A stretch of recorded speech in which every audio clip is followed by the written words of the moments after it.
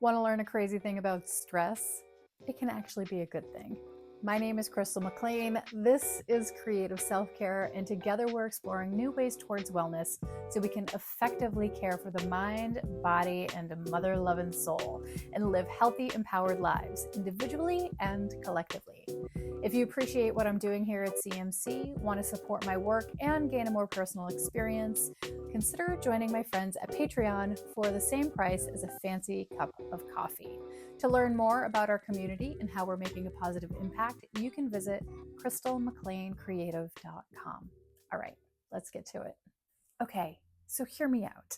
Stress is a signal which is to be used as a motivator. We've all heard the tired, played out analogy of the tiger that walks into the room and triggers the stressful fight, flight, or freeze response, right? Well, let's talk about what's happening here.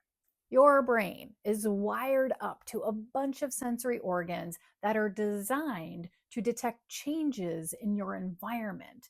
And if those changes are alarming, then your body goes through a sequence of chemical and electrical reactions that motivate you to take action.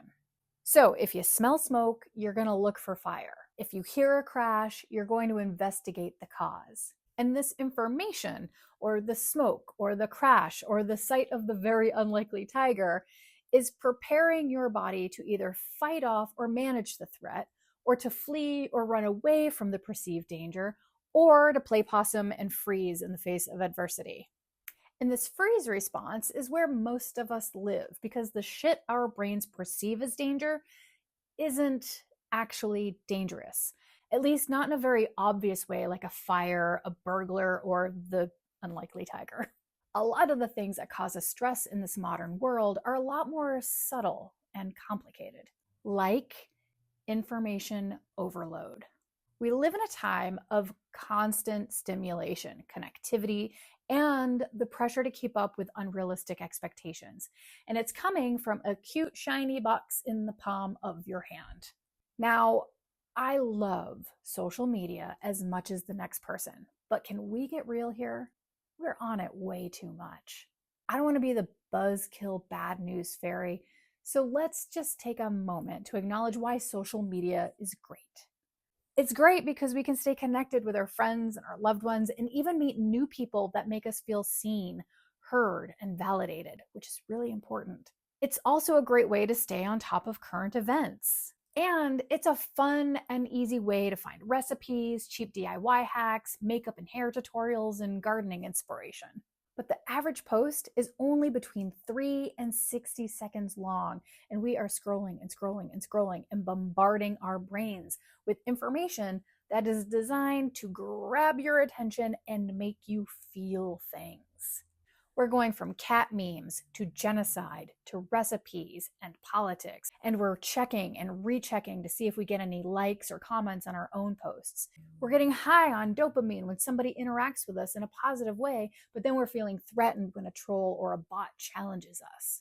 And meanwhile, thrown into this mix are advertisements based on personal algorithms targeting us while we're at our most vulnerable.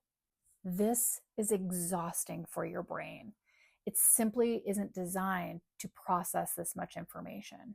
And your emotions are being pulled in too many directions, overwhelming the brain's processing center, potentially causing you to fall into that freeze response and to operate from a very reactionary place. And here's the real kicker. Just because you put your phone down doesn't mean your stress magically goes away. It can take between 20 and 60 minutes for a non-life-threatening stress response to subside. But the average person is checking their phone every 12 minutes or 80 times a day, which means we're reinforcing the stress response and keeping the brain hooked on empty dopamine. But believe it or not, this isn't bad news. It's just information. If you've been here before, you've probably heard me say, the more you understand something, the better able you are at taking care of it, and the more creative you can be with your self-care. That's why it's important to understand things like stress, where it's coming from, and how it's affecting you. And that's what we're doing here at CMC. We're deepening our self-awareness so we can embrace and understand who we are, while improving our body literacy so we can make sense of how we function. Stress is just a signal that something needs your attention. And the more aware you become of all the sneaky ways that stress can creep into your life, the more prepared you are to manage it. You're living in an ever-changing body, in a very demanding, ever-evolving world that's always going to present you with new challenges. That means stress is a fact of life, but it doesn't mean you're doomed to be broken by it. You have the power to manage it in your favor, and I want to teach you how. If you're a Patreon member, today's bonus content is a mood tracker and a social media detox guide. If you're not a Patreon member, but you'd like to support my work and score these bonus bits, joining Patreon is cheap and easy, and there's never a commitment. You can always leave at any time. All right, my friend, I love you, I appreciate you, and I'm so proud of you for showing up today. I'll see you soon.